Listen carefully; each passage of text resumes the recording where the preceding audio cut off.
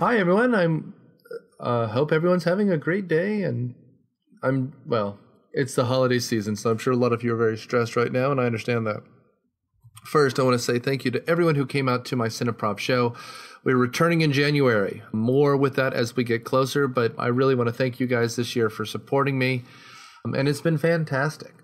Second, support us on iTunes. We have a couple new podcasts coming out soon, so download us and listen to back episodes. I really want to break a big round number we're getting close to by the end of the year, so that's exciting.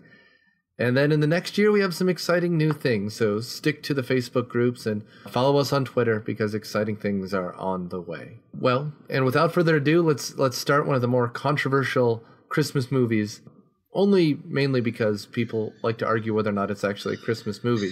But, it's fun. So enjoy Die Hard.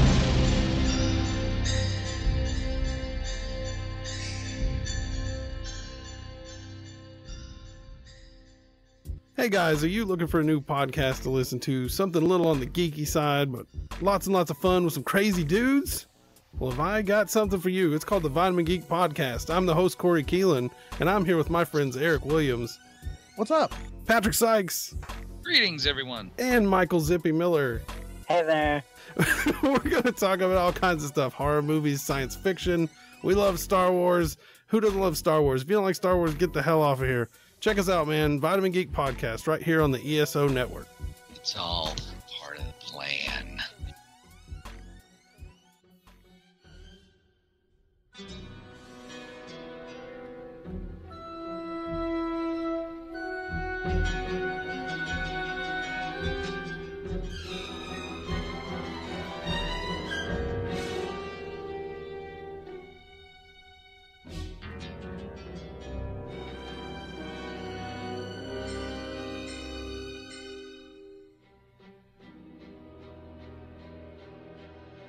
Welcome to My Adventure Childhood. This week we watched 1989. I didn't check. 88, I believe. 88's Die Hard, the first one. Because there's, 6 of these now? And There's 5, and they go in descending order. wait, okay, so there's Die Hard, Die Hard 2, Die Hard with a Vengeance. Then Live for Your Die Hard, and then that one in Russia that everybody's already forgotten. Die Hard in Russia. I think it's a good day to die hard, but who cares? Yeah, that's it. God, that's a bad movie. I have a box set that I got for like $20 that has all 5 of them, and I got it because it's the only way to get the unrated 4th movie. But I have never watched the 5th one. I never want to. I think I watched the 4th one in theaters, and it was crap. I watched it in theaters. I liked it, but only because my expectations were so low.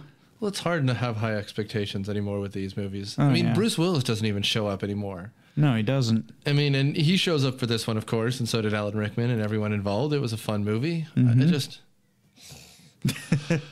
is also the cokiest, most conservative cliche movie ever, but whatever. We'll get into it. So I'm Nick Hoffmann, editor of Dude Letter and host of My Infinite Childhood and Riffer on Cineprov and whatever. And you are... Hello, I'm Daniel, and I frequently walk on glass barefoot. Oh my God, that scene. Oh, you know it's coming. Oh, I know. And you know it's going to happen, and it's just, it's the roughest thing as he's dragging his bloody feet into the bathroom. Gross.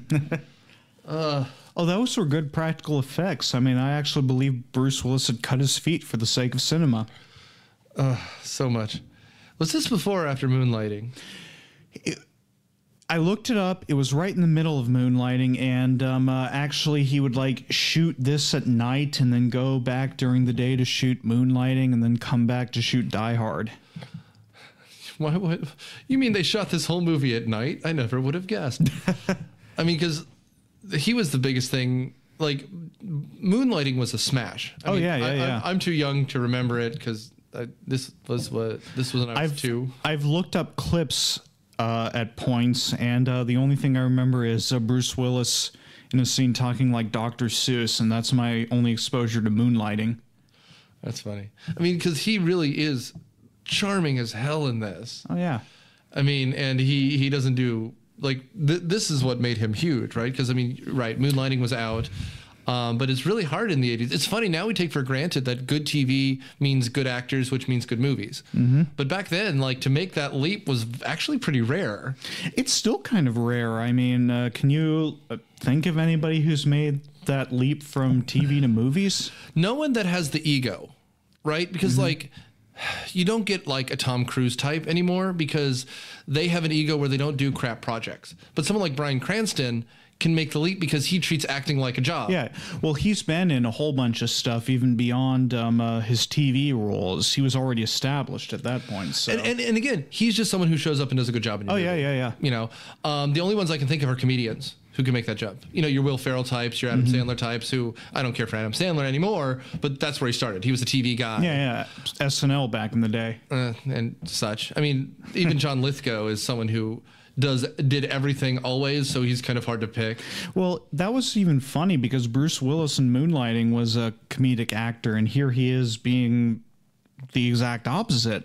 Well, okay, so really quick, we're going to recommend this movie. You're going to recommend this movie. Fucking A, man. Yippee-ki-yay. I'm going to recommend it too. Subsequently, I assume this is one of those movies that everyone has seen. Like 100%. Everyone, and if you haven't seen it, it's on FX this Christmas. Go watch it. It's guaranteed to be on TV this Christmas, and it's so famous, it's so well done, and it's so enjoyable that even the dubbing over the profanity is well known. One of the best lines ever written to film is "Yippee-ki-yay, motherfucker," which, in fact, a very English Alan Rickman playing a German guy says back to him at the very end, "Yippee-ki-yay, motherfucker." Actually, I think people misuse that line these days, including the Die Hard sequels. It wasn't meant to be a triumphant line. It was meant to be John McClane, not Bruce Willis, John McClane's character pretending like he was fully in control and essentially acting out a Western hero. Right, because he said he was Gary Cooper or something. I think he said he was partial Roy Rogers. Right, that's exactly right. But, you know, and so he says it in a very yippee-ki-yay, motherfucker kind of way. Yeah. He doesn't say it like, yeehaw. This isn't him writing the A-bomb down in Doctor Strangelove. Which he does in the sequels, which kind of ruins it. Yeah. So that being said, we're both going to recommend it, which means we'll stick to the original format of the podcast, but we're just going to dick around because this is... No, because it's like, this is more of a Zaction film, but Zach couldn't be bothered because he's Zach. And if you've noticed with the podcast, he often just can't be bothered. Oh, hey, Zach's a fun dude when he wants to be. But he just doesn't show up to this. So regardless, we're going to talk about Bruno Ridolini or whatever the fuck his fake name is. Bruce Willis? That's the one he plays music under. He's Bruno and the Return of Bruno. Yeah. Jesus Christ. I'd forgotten about that until now. Here's a trivia for you. Yeah? Okay, so of course he did Die Hard. And then was on Moonlighting Until It Ends. Then he does Die Hard 2. He is in a big movie between Die Hard and Die Hard 2. Do you know what it is? I would assume Bonfire of the Vanities, that huge bomb that Brian De Palma directed and ruined his career. That came out after that. Oh. It came out, in fact, after Die Hard 2 and the sequel to the movie I'm talking about. Oh, geez. He was the voice of Mikey in Look Who's Talking. That's right. Oh, my God, yes. And then Die Hard 2, and then Look Who's Talking 2. Oh, my God, yes. And then, like you said, Bonfire of the Vanities. And that had so much weight that he got to make his passion project, Hudson Hawk, where he sings in it. And on the soundtrack, Bruno has 3 tracks. I've seen maybe 10 minutes of Look Who's Talking in my life, and it was Bruce Willis just pretty much, they shot a baby and they did it in one take because it's a baby. They can't do retakes. And then they got Bruce Willis to improv over whatever the baby was doing. And it was just so horrible. Yeah, wasn't it Christy Alley who gets knocked up? And it was George Siegel is like the dad. No, John Travolta was the dad. No. I think John Travolta is the guy who is dating her. Well, like I said, I've only seen 10 minutes of it, so it might be a stay tuned. It's a bizarre movie. Oh boy.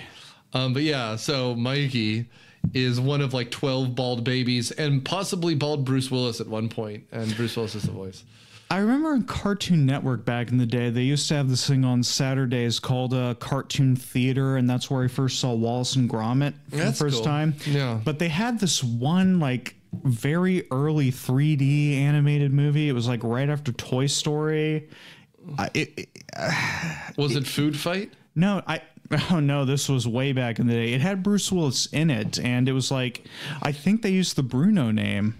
No shit. Bruno the Kid? That was it. Oh my God, that was it. It also had a TV show too. Ugh. Oh, Jesus. Bruno the Kid, the animated movie. Yeah, that was it. Apparently his career died. God, can you look at this? It's amazing how far his pendulum swings, because he did North. The year he did, North came out the same year as Color of Night and Pulp Fiction. How did he survive Color of Night and North? Pulp Fiction, I understand. I mean, I have no answers. He did Nobody's Fool, which I've never heard of. He had 4 major movies in '94, followed by Die Hard with a Vengeance. Well, let's be honest. He had one major movie in '94 and then a bunch of flops. That's true. And then '95, he has Die Hard with a Vengeance and 12 Monkeys in the same year. Ooh, that was a good year. Yeah. And then Last Man Standing, Beavis and Butthead Do America, and Bruno the Kid is 96. Oh, that's right. He was the guy that hired Beavis and Butthead to kill his wife, right? And his wife in the movie was Demi Moore. That's exactly right. And then in '97, he had The Fifth Element. And what's the actress who plays The Fifth Element?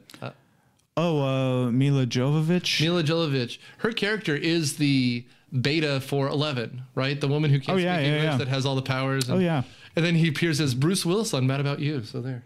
Oh, there you go.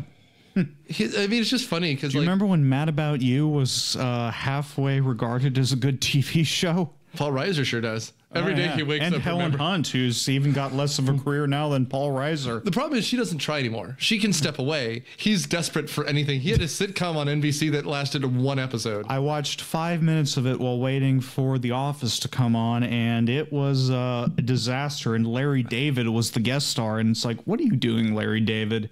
This is worse than when you were on Hannah Montana. Come on, Larry.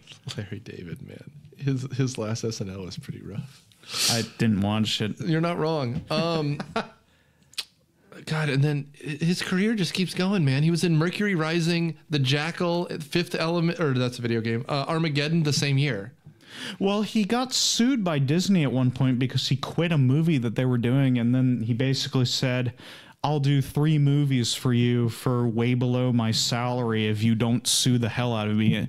One of them was The Sixth Sense, so there you go. Yeah, it was The Sixth Sense, The Kid, and The Whole Nine Yards. Is that right? No, I think it was The Sixth Sense, The Kid, and Armageddon. Oh, that might make sense. Yeah, because that was Touchdown. So obviously Bruce Willis made a huge impact on our childhood because he was just everywhere in the 90s. Well, and the thing is, when he tries, he can act. That's why so much of his shit is frustrating, because when he doesn't act, he's dead on screen. I remember when he was in Sin City, and that was the whole thing that Frank Miller was saying back before we realized that Frank Miller was crazy, is that he called Bruce Willis a modern-day Humphrey Bogart, and it actually made sense. Yeah, it does. That's actually a really good way to put it, because like you watch him in something like Sixth Sense, he's acting like, and I mean, you said Sin City is great. Meanwhile, what was that Kevin Smith movie he did? Cop Out? Oh yeah. That like they're practically dragging him across that screen. Oh, he did not want to be there. Well, and I mean, if you guys have ever listened to a podcast Kevin Smith does, he brings this shit up, but because Kevin Smith is someone else who doesn't have a career anymore. But hey, Kevin Smith's got a great podcasting career. And that reality TV show Comic Book Men. And he directs like a bunch of superhero TV shows now. Stay tuned. We should do a Kevin Smith. Yeah, we haven't done one yet. And I don't know what would we can talk about it off mic what the first one will be. We haven't even gotten the plot of this movie. Okay, yeah, I'll go ahead and get into that if you'd like. Please. So there's a cop in New York named John McClane, and that's Bruce Willis, and his wife is named Holly, and she took a job at the Nakatomi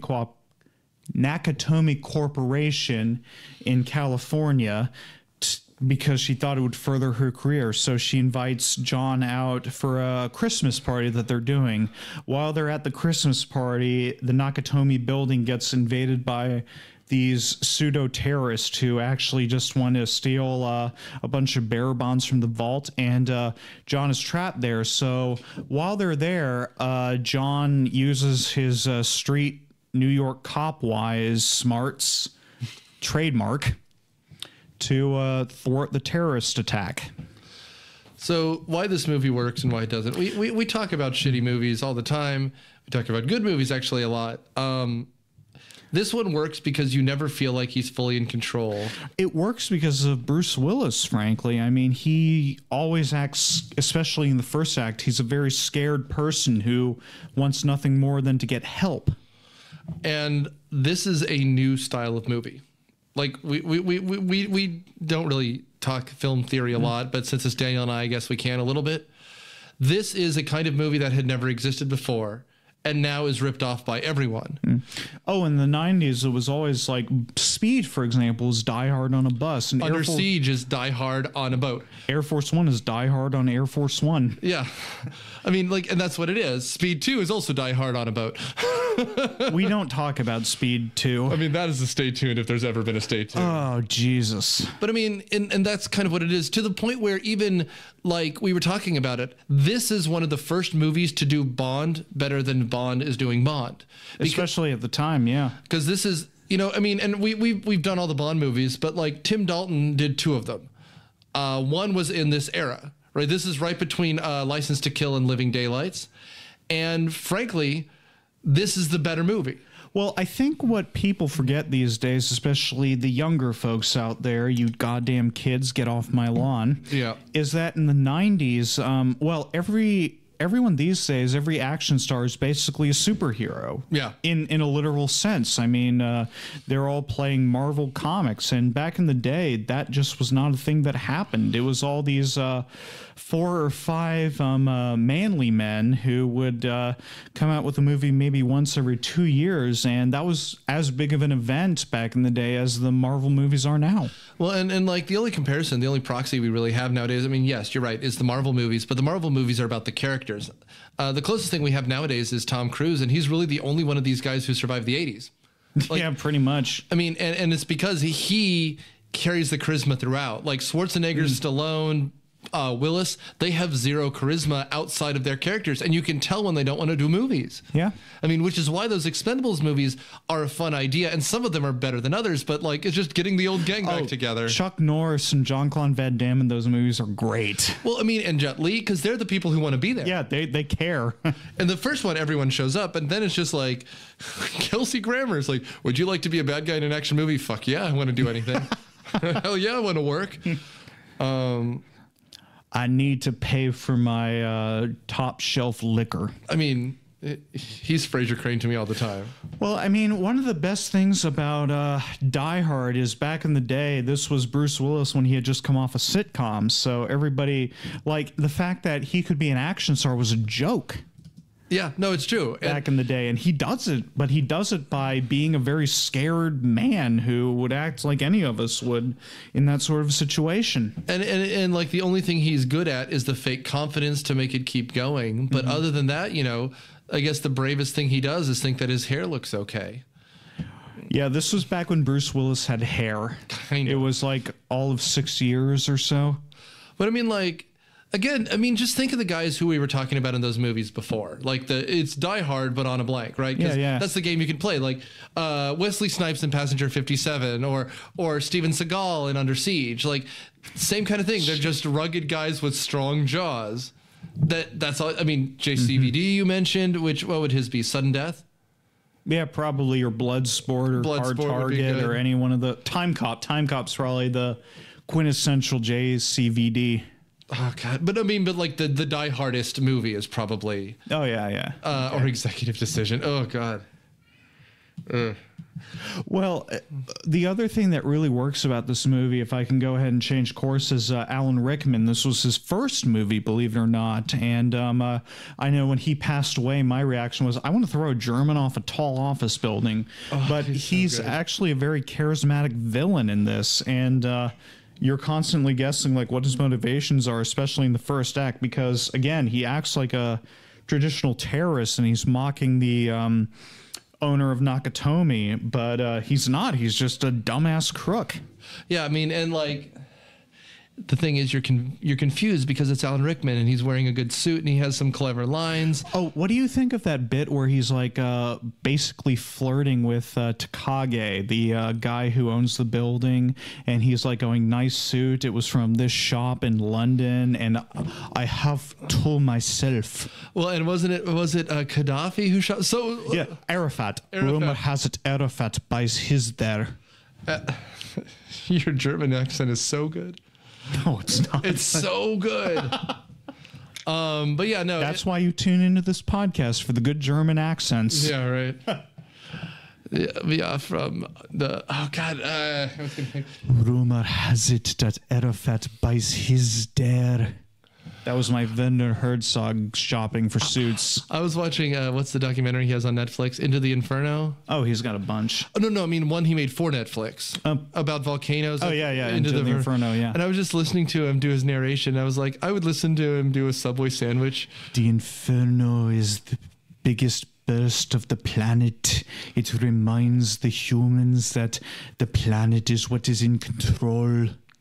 Well, I mean, it was just, I was thinking about it and I was listening to him and I was just imagining him talking about Subway sandwiches, which is like, the sandwich artist takes the bread out of the oven, which is warm like a room. The 6-inch is only half the satisfaction that the customer craves. In fact, they want the footlong, which no longer costs the $5, but it costs a little more, but the consumer is willing to pay for it. You know, I wasn't thinking about it from that side. I thought I was imagining him narrating an instructional video like those PSAs about cell phones. But I do imagine him thinking, do I want to biggie size? Biggie sizing is more of the calories, but I am very hungry. There is a hunger that I cannot satisfy without the biggie size.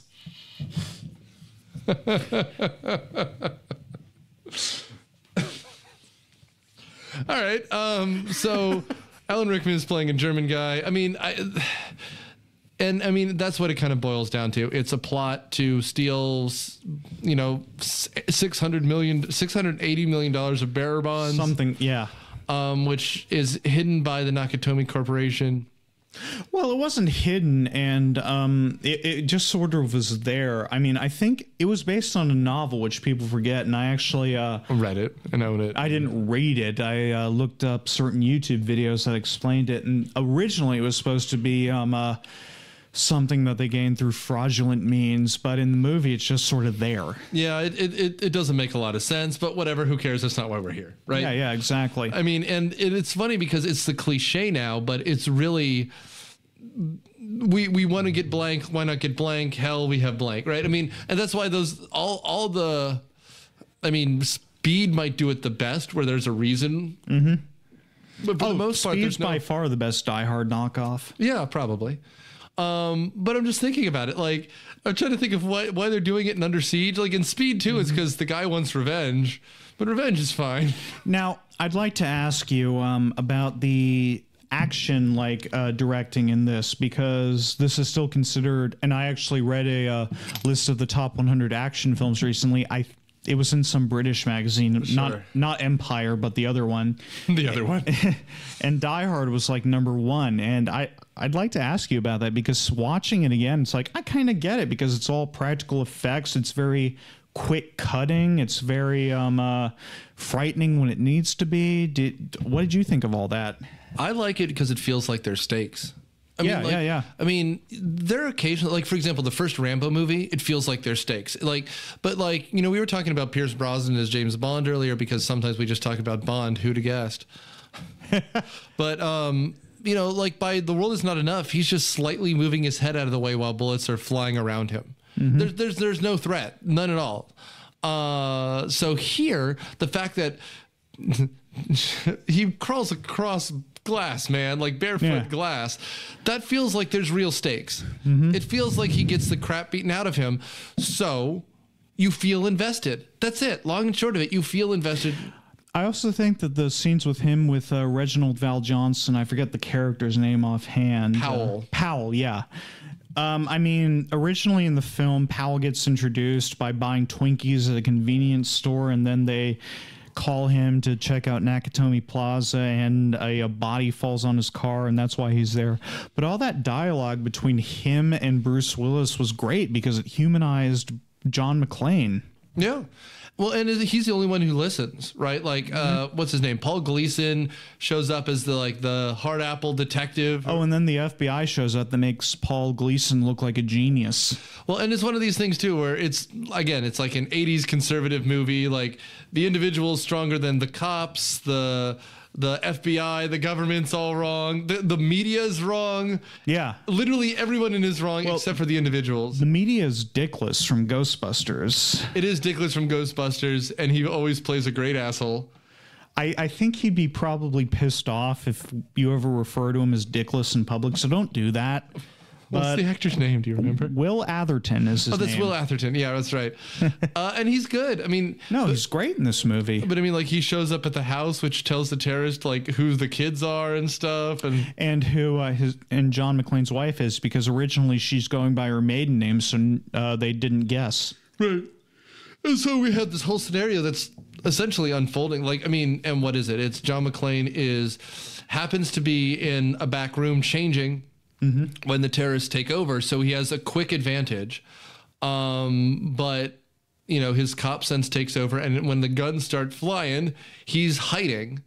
That's it. Like, and he's behind the 8 ball. He just happens to get a walkie-talkie, so he sounds like he is like the kind of ghost haunting the building. Well, originally, and this is great, when he kills the first villain in the movie, it's this very drawn-out fight where the only reason he wins is because they both tumble down the stairs and the terrorist breaks his neck, which leads to the "now I have a machine gun, ho, ho, ho" bit. Yeah. But, I mean, nowadays that would be like a cliched commonplace where that was done in 2 minutes. But in this case, it was done because McClane was trying to pretend he was stronger than he was. Yeah. And that's why he gets the walkie-talkie and his machine gun and everything. But at the same time, it just works so much better here.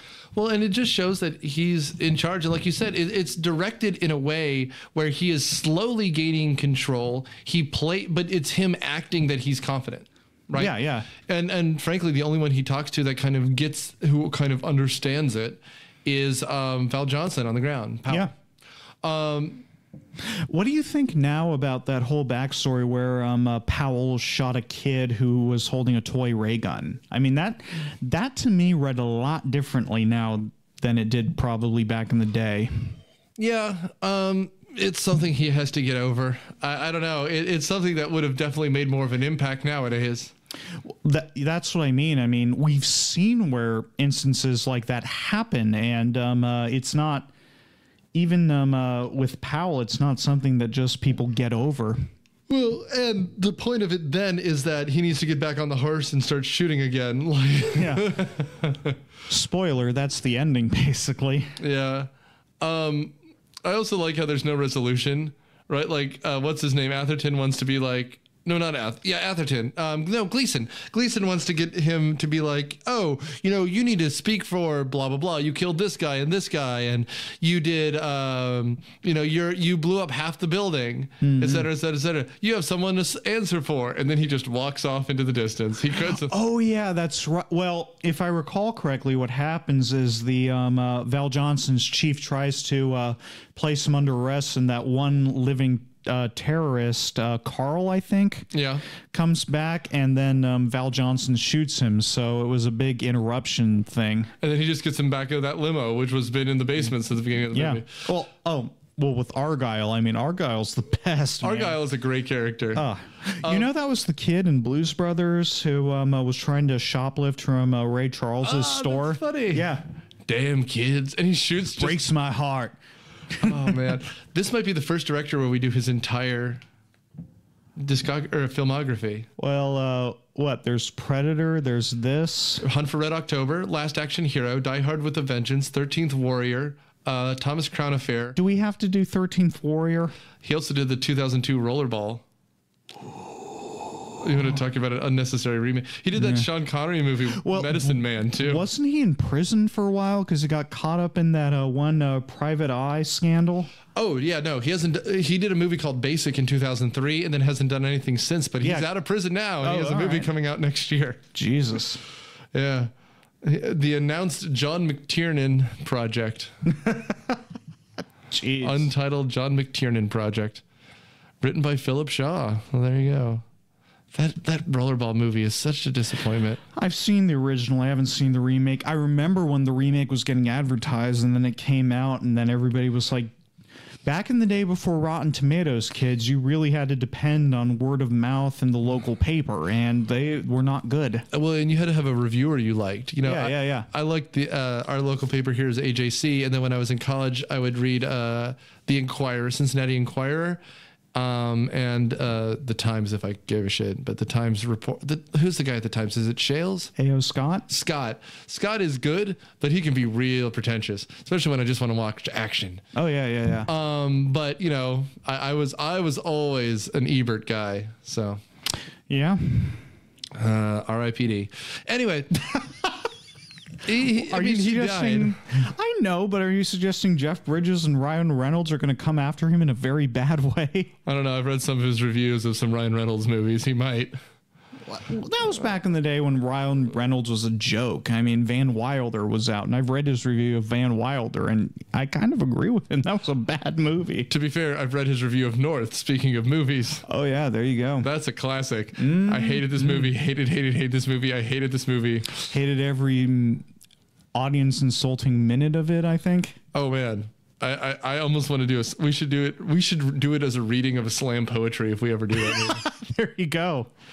We've barely talked about Die Hard so far, so if you don't mind, I'd like to talk about a scene that I thought really worked well today, which is the initial scene where the terrorists come in and are taking over the building, especially that bit where the computer expert is describing a basketball game to Carl, and then they kill the security guard.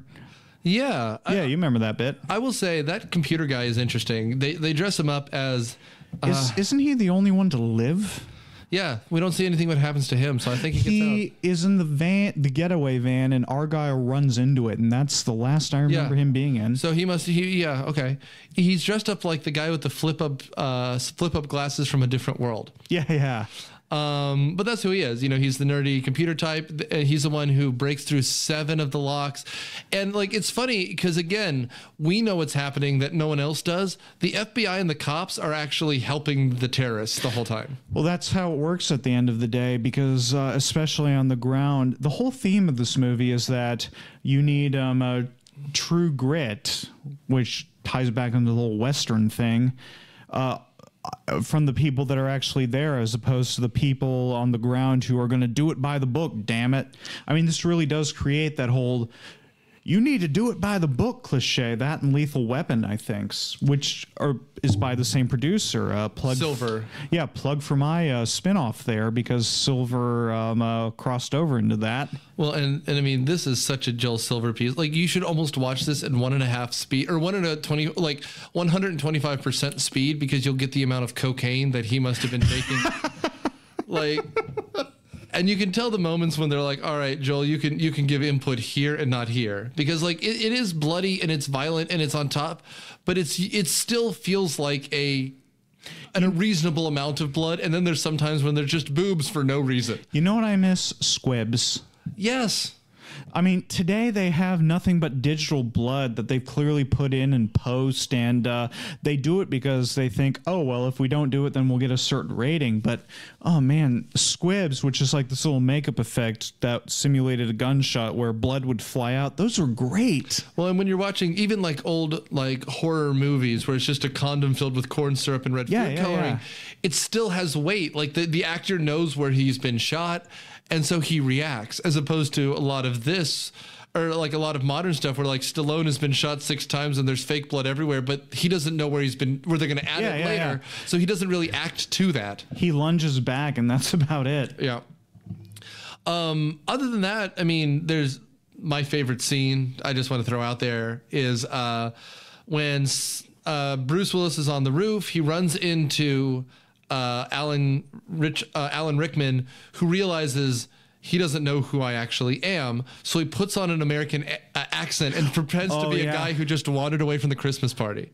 Oh, Bill Clay, right? That was his fake name? Yeah, and it's something that was on the wall, so he figures it all out. Mm-hmm.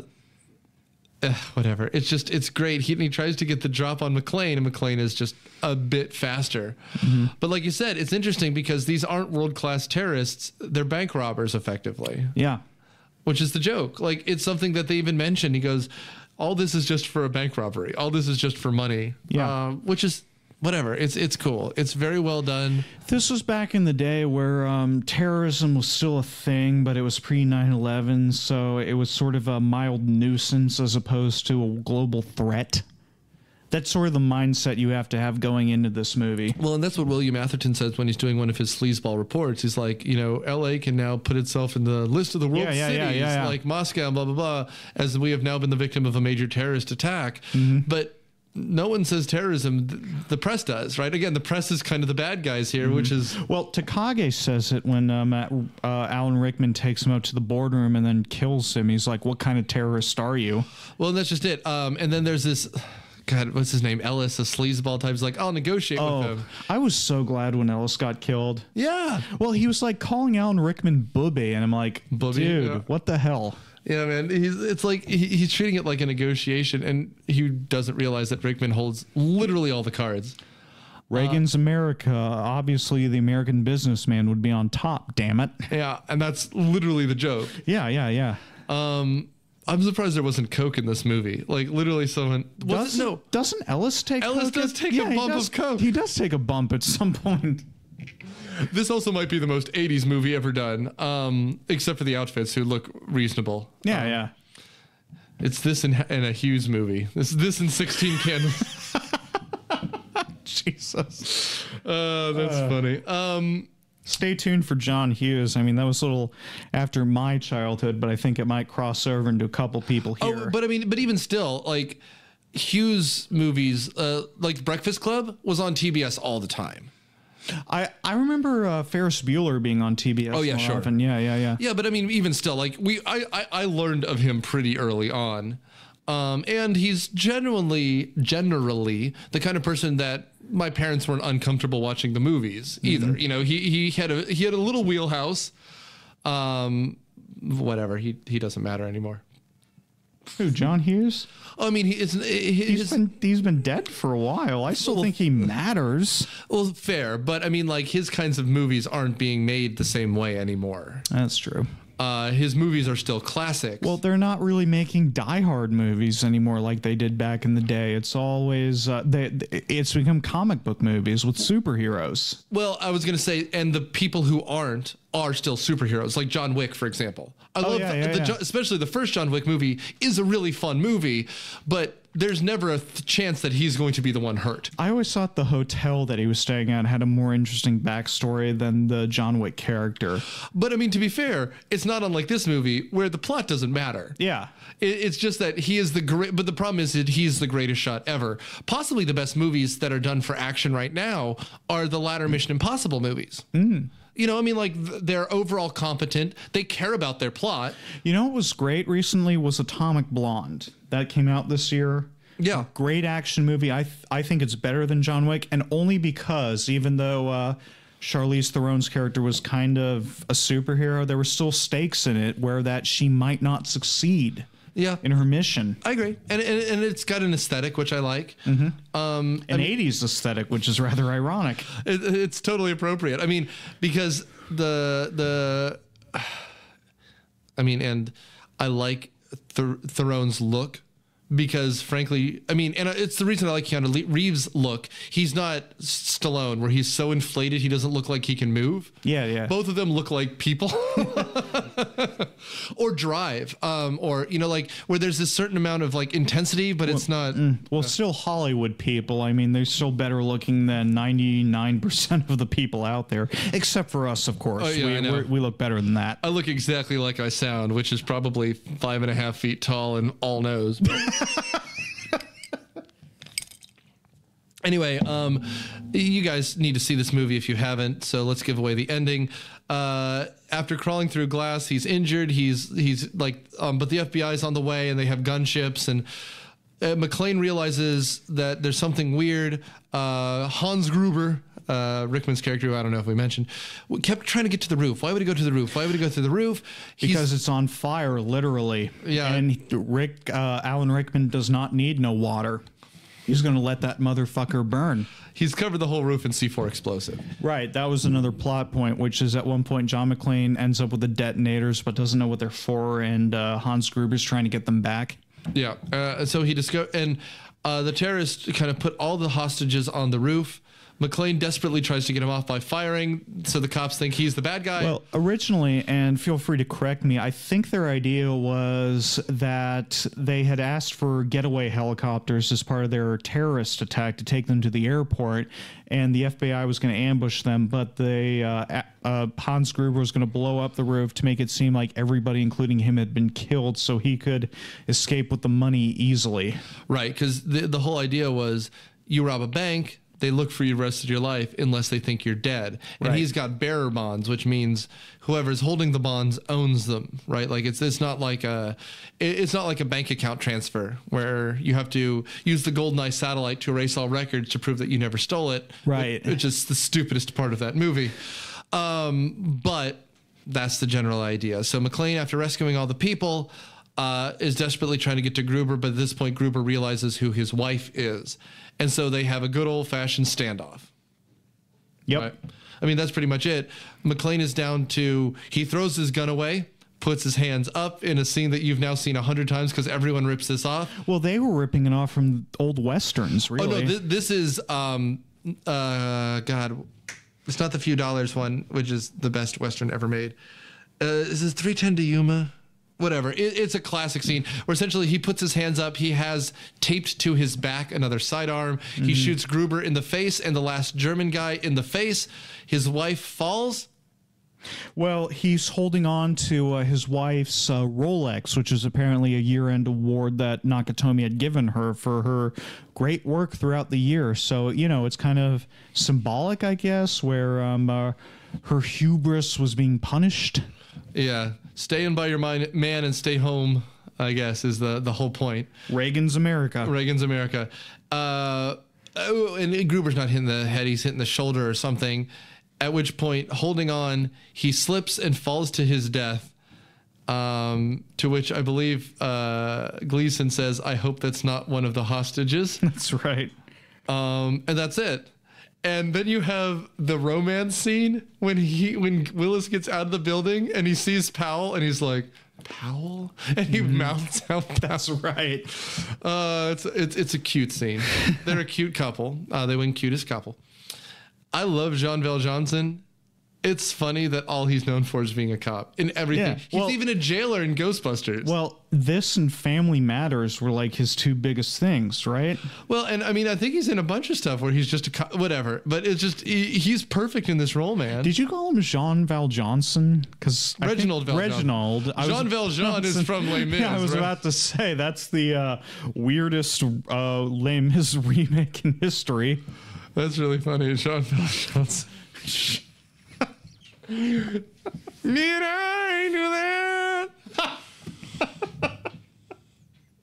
that? All right. God damn, that's really funny. All right, we're out of time. Let's wrap this up, man, because he apparently played a judge a couple times too, including on Oh It's Sunny, which I knew. But I liked him so much in this movie. Oh, he was great in this movie. Because he's the one who has to deal with shit. Like, I mean, yes, Bruce Willis is the one who is fighting the terrorists, but on the ground, like, everyone's making every wrong decision, and he's like, guys. He's human to a certain degree, too, because he's talking about his pregnant wife and having to pick up Twinkies for her. And I know about a year and a half ago, you and your former producer went through that, so I can only imagine how real that seemed to you. I mean, it's one of these things, too, where he's literally doing his job, doing it fine, and gets thrown into this, and then he's the only one who's right, and no one wants to listen to him. Oh, when I say former producer, I mean his wife. I don't want to make it sound like that was a scandal. And it tore apart our podcast. All 7 of our listeners were on the edge of their seats. Anyway, but yeah, man, I told you at the beginning we were going to be all over the place because we like this movie, so we're just going to talk about it. But yeah, you're down, right? Like this is. Oh, this is an amazing movie. Does it count as a Christmas movie? Because that's something. Oh, that's the thing that everybody debates. I don't know if anything really counts as a Christmas movie, especially if you're just talking about in terms of set during that time period, because that just covers a lot of stuff. Really. Well, because here's the thing for me. This time of year, since this is going to come out, I believe the 7th, it's all like syrupy sweet stuff. Yeah, yeah. I mean, it's Santa Claus and a bunch of stuff. It's a lot of animated classics. Fine. This is your palate cleanser. Like, everyone loves this movie because it's an excuse to watch something that's Christmas-ish. And that is, I mean, it's just like watching On Her Majesty's Secret Service, which is also set during Christmas. That's very true. Well, I mean, It's a Wonderful Life is set during Christmas, but it doesn't really include Christmas themes. It's a suicide movie. Yeah, basically. I mean, and so like I like this as a palate cleanser, and it's a fucking fun movie, man. It's you don't get this is probably the most fun movie other than possibly Commando or The Rock that we've done. Oh yeah. Well, I mean, there's a reason that everybody back in the day was ripping this movie off and failing at it because it was so much fun and it was so stylish and it has such great characters. I mean, and nobody does it right anymore. And nobody does it better. This is it is honestly, for what it is, it couldn't be more fun. I see what you did there just then. We've made enough Bond references. I'm utterly charmed by this movie, and I'm charmed by Bruce Willis in a way that, frankly, it's a shame that he doesn't do more charmingly.